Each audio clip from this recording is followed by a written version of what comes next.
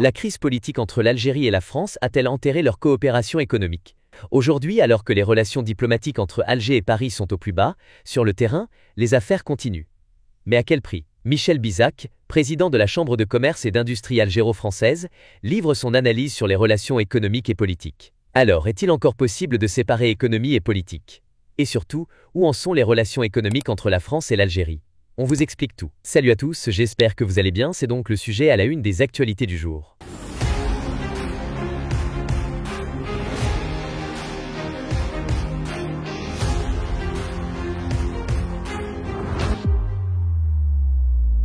Depuis plusieurs mois, les tensions politiques entre Alger et Paris ne cessent de s'accumuler. Rappels d'ambassadeurs, échanges tendus, polémiques en série. Pourtant, sur le terrain économique, tout ne semble pas aussi figé qu'on pourrait le croire. Cependant, la France reste l'un des premiers partenaires économiques de l'Algérie. Investissements industriels, banques, agroalimentaires. Les deux pays ont des liens profonds.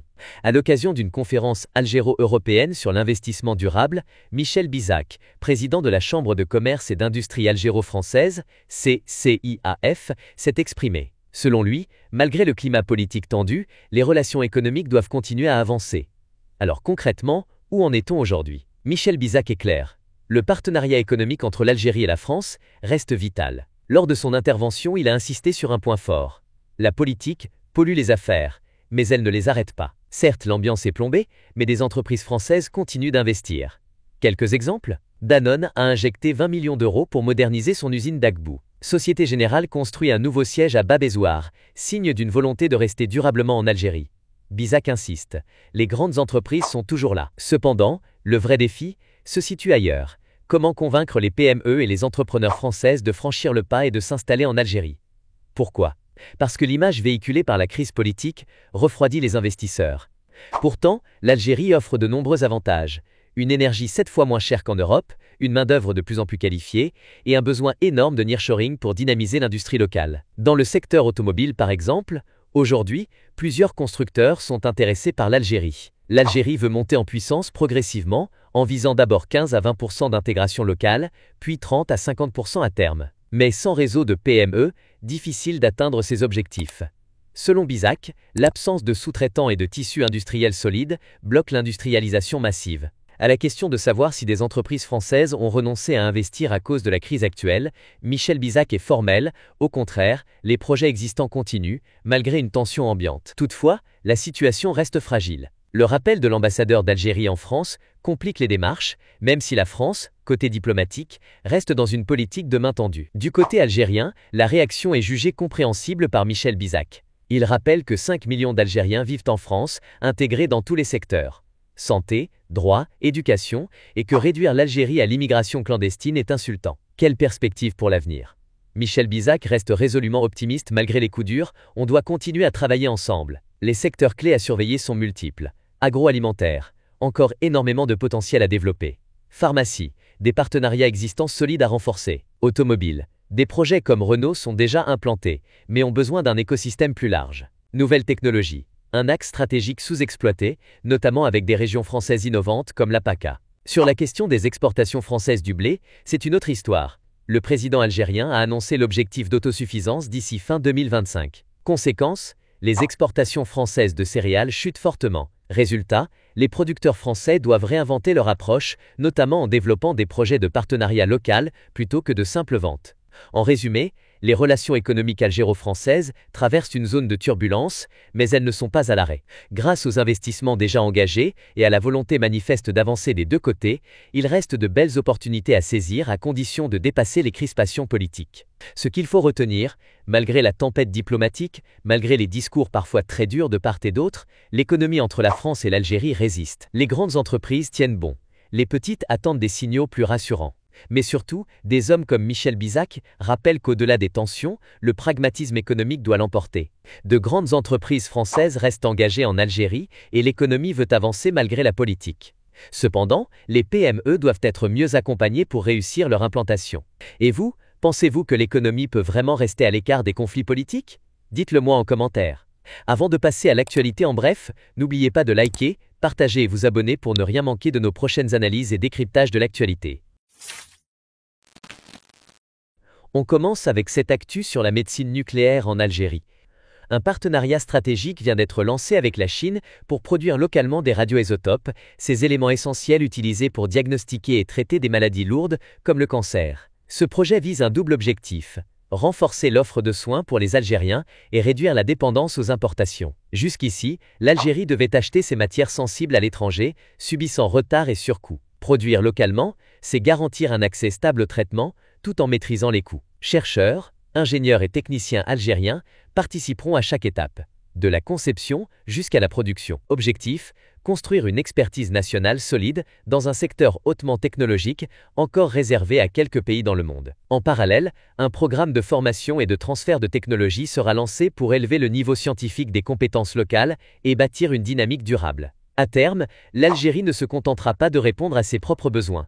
Elle compte devenir un fournisseur régional de radioisotopes pour l'Afrique, ouvrant ainsi de nouvelles perspectives économiques tout en renforçant son influence scientifique sur le continent. Côté politique, le projet bénéficie d'un soutien clair des deux gouvernements, preuve que cette coopération s'inscrit dans une vision de long terme, bien au-delà d'un simple partenariat commercial. Une révolution discrète, mais décisive pour la souveraineté sanitaire de l'Algérie. Deuxième actu, le marché mondial des turbines à gaz s'embrase.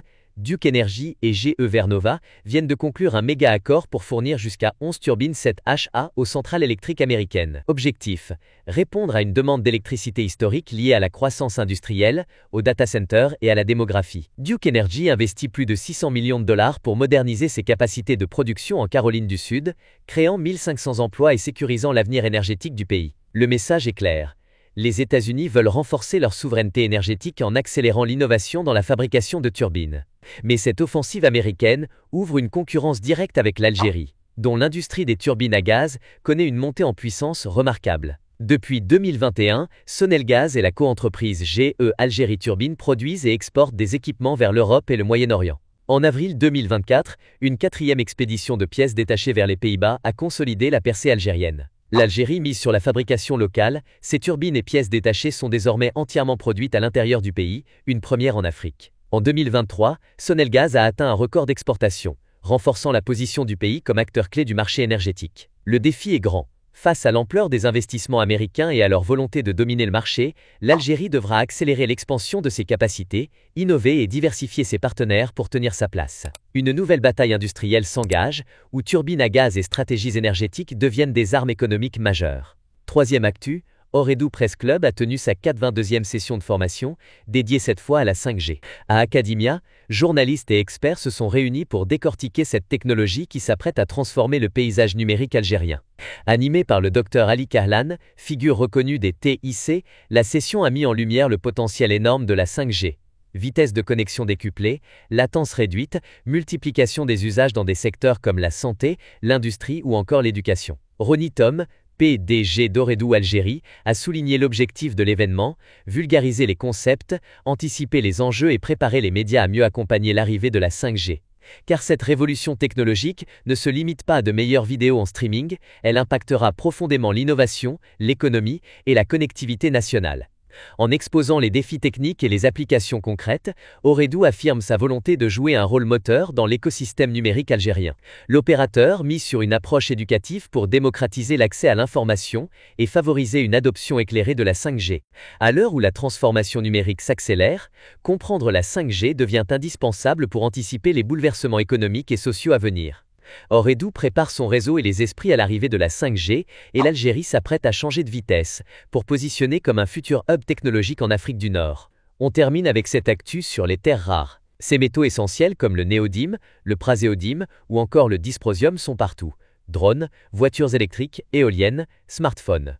En 2024, on estimait les réserves mondiales à 110 millions de tonnes. Des chercheurs de l'Université du Texas ont identifié une nouvelle source insoupçonnée, les cendres de charbon. Longtemps vues comme de simples déchets industriels, elles contiendraient 11 millions de tonnes de terres rares, rien qu'aux États-Unis. C'est presque 8 fois leur réserve nationale actuelle. Pourquoi c'est révolutionnaire? Parce que, grâce à la combustion, les minéraux sont déjà séparés du minerai. Résultat, moins de raffinage, donc moins d'énergie dépensée et moins d'impact environnemental. Un véritable trésor caché, estimé à 8,4 milliards de dollars. Mais selon la région, la concentration en terres rares varie. Dans les Appalaches, 431 mg par kilogramme, mais seulement 30% récupérables. Dans la Powder River, 264 mg par kilogramme, mais 70% facilement exploitables. Ce qui rend certains gisements plus intéressants que d'autres. Alors que la Chine domine encore 50% des réserves mondiales, cette découverte pourrait rééquilibrer le marché et réduire la dépendance américaine. Alors, qu'en pensez-vous de cette révolution industrielle? Est-ce l'avenir pour Planète? Dites-le moi en commentaire. Merci de nous avoir suivis jusqu'au bout, prenez soin de vous et à bientôt dans une prochaine vidéo.